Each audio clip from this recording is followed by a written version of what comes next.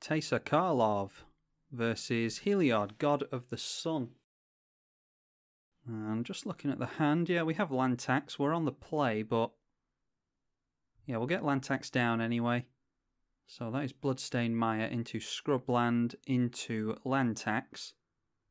And hopefully we'll be able to fix our black mana fairly quickly. We've got a Knight's Whisper, some card draw on turn 2. But we want to fix our black mana as soon as we can because Necropotence is going to do a lot of work for us this game, hopefully. Not worthy that our opponent has laid down a Leyline of Sanctity. So they will start the game with Hexproof. I don't think there's anything that we want to target our opponent with. We don't have targeted sacrifice for our opponent. Yeah, I don't think so anyway. We'll go for Phyrexian Tower into Knight's Whisper.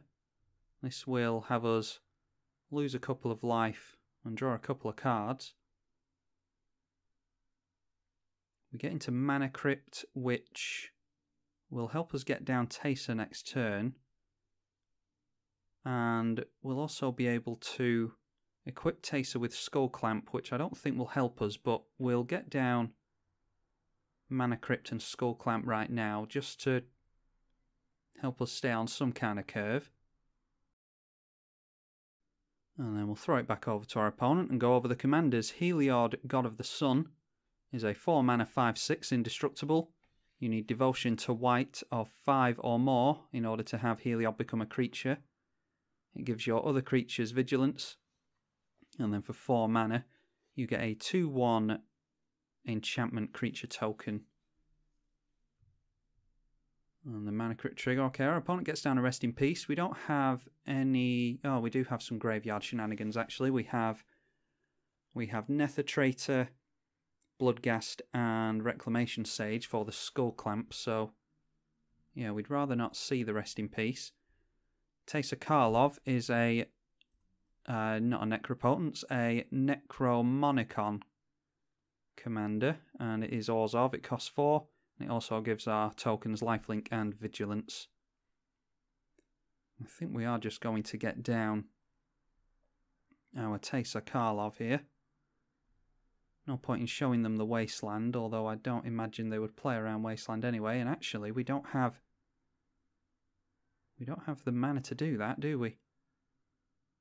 Okay, in that case, what we'll do is we'll get down the Corpse Augur, and then we can sacrifice the Corpse Augur in order to get Teysa out next turn, or we could just get down Necropotence with it.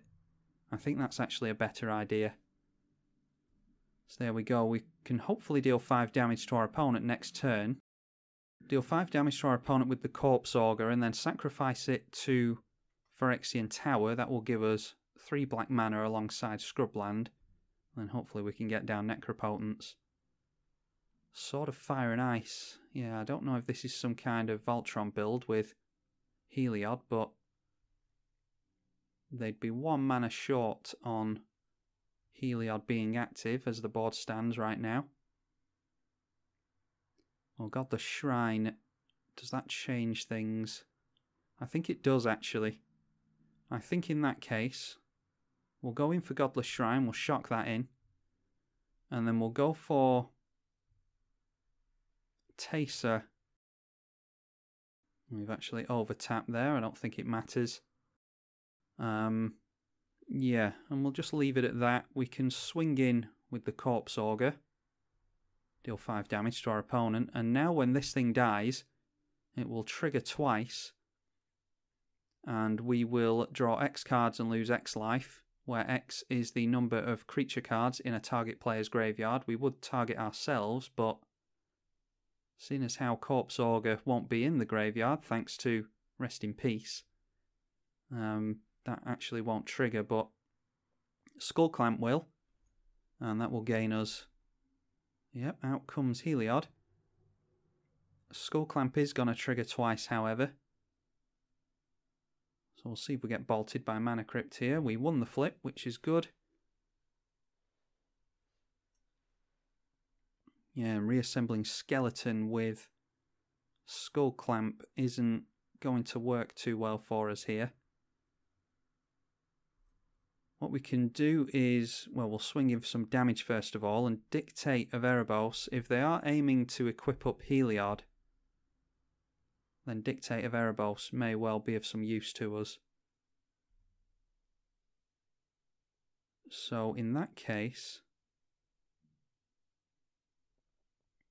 why don't we just Wasteland and then hold up.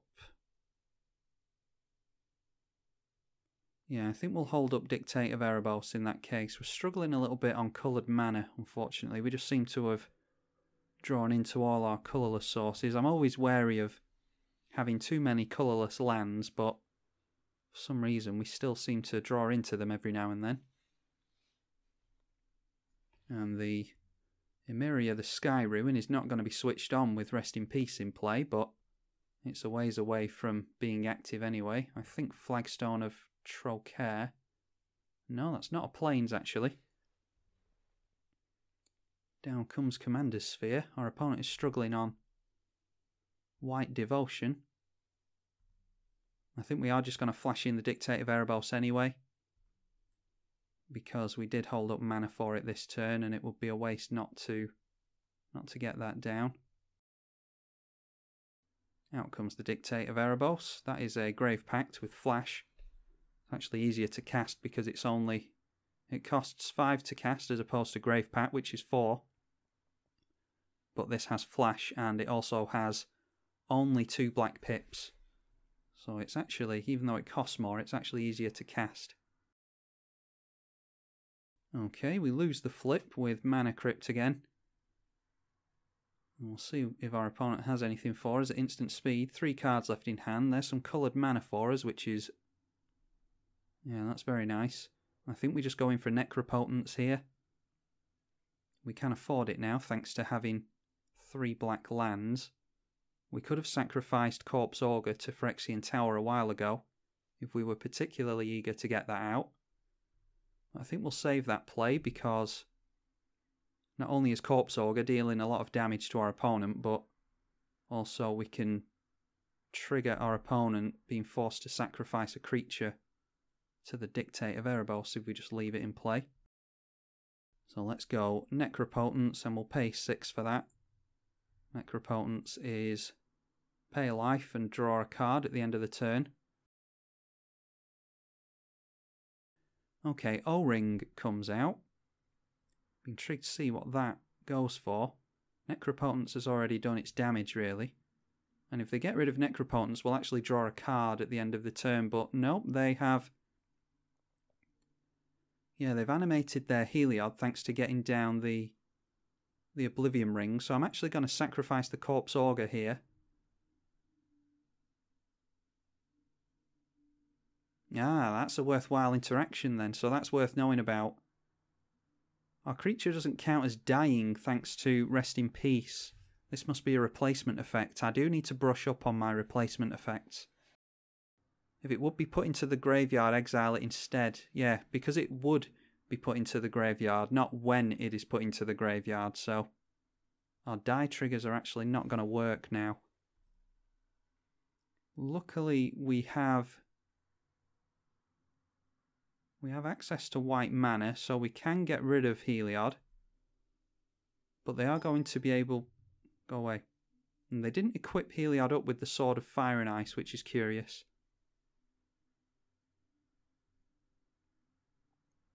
So we got rid of our 5/5 for no reason there. Down comes Sword of the Animist. And I don't know if we need the mana from the Wasteland yet, so I'm not going to go for that Emeria land yet. Might do it next turn. I'm going to hold up Swords to Plowshares as well because I want my opponent to waste mana equipping up their Heliod. We'll get down a Worm Coil Engine just because it has some lifelink and we are running low on life currently. Yeah, we can Wasteland our opponent and we'll Skull Clamp the Worm Coil Engine just so it'll gain us some more life. We don't need to worry about blocking Heliod. As it stands now, Wormcoil Engine blocking Heliod would actually kill it. And then we'll go and get rid of the Mirror, the Sky Ruin. And yeah, we'll hold up Swords to Plowshares. Now, as it stands now, I think we're going to see Heliod being equipped. Actually, we should put some life into Necropotent, shouldn't we? Glad I caught that. 1, 2, 3, 4, 5 cards in hand. We'll go for 3 life into Necropotents. Yeah, I was saying there that I assume our opponent is going to equip up Sword of Fire and Ice and Sword of the Animist to Heliod. And in response to them swinging in, we can go for Swords to Plowshares on Heliod. We'll gain them some life, but yeah, actually we might do it in response to them equipping up a sword, just to gain them a little bit less life. Plus we don't want them to swing in with Sword of the Animist equipped anyway. Okay. Destroy a target artifact or enchantment. I imagine they're going after... They might go after our Wormcoil Engine. Yeah, I'd actually rather they didn't do that. I'm glad we've got into Austere Command. That means that we can get rid of... We can get rid of that Rest in Peace. Yeah, we'll just have to let this enter. I imagine they're going after Wormcoil Engine here. Might be that they're not too worried about... No, they're going after Necropotents. That doesn't worry me either, because we're going to wipe out all the enchantments anyway. That'll give us back our Dictate of Erebos. It'll get rid of Rest in Peace as well. Yeah, we can do it in response to that. That way our opponent only gains 5 life as opposed to 6. And now we have a clear passage through to our opponent. That'll be 7, 8, 9 damage. Hope that we don't get bolted here. We do not, that's good. And then we have an Ashen Rider. So we're starting to get into our answers now. Well, we won't play a land yet. Let's just swing in first. Our opponent might have a Path to Exile or a Swords of their own. We'll just see if we can gain some life here. Alright, we gained some life, feeling a little bit more comfortable there. We'll go for Austere Command. And we will name... we'll name small creatures and enchantments, I think. Yeah, so that'll get rid of our land tax, but it'll get rid of the Rest in Peace and the O-Ring as well. So hopefully we can start to... Yeah, we can get our death triggers on the go again.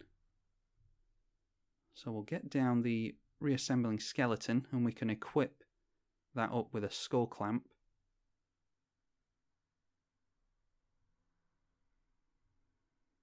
And Skull Clamp is going to trigger twice here, as is Dictate of Erebos, although our opponent doesn't have a creature in play, so that's not of any relevance, but I'm sure in lots of other games it will be. Yeah, our opponent sees that they can't really play through that. We will draw... Yeah, we were getting into a board wipe there. We could have drawn a couple more cards off the Read the Bones. We had a tutor. We had lands for days. And yeah, we were just drawing into a lot of lands as it happened. But yeah, that's a little bit of what you... of how you want your Teysa Karlov deck to run. Didn't get into a whole heap of stuff, and Rest in Peace certainly did keep us from going off there, but we managed to get rid of it. And then Wormcoil Engine, had our opponent have managed to get rid of it, we could have sacrificed it to Phyrexian Tower. We would have gotten ourselves 4 tokens from that. And yeah, plenty of death triggers, plenty of tokens, lifelink, paying life to draw cards. This is the type of thing that Orzhov wants to do, so I hope you all enjoyed it. That was Teysa Karlov versus Heliod, God of the Sun. I'm Tribalkai on the EDH channel. I'll see you in the next one.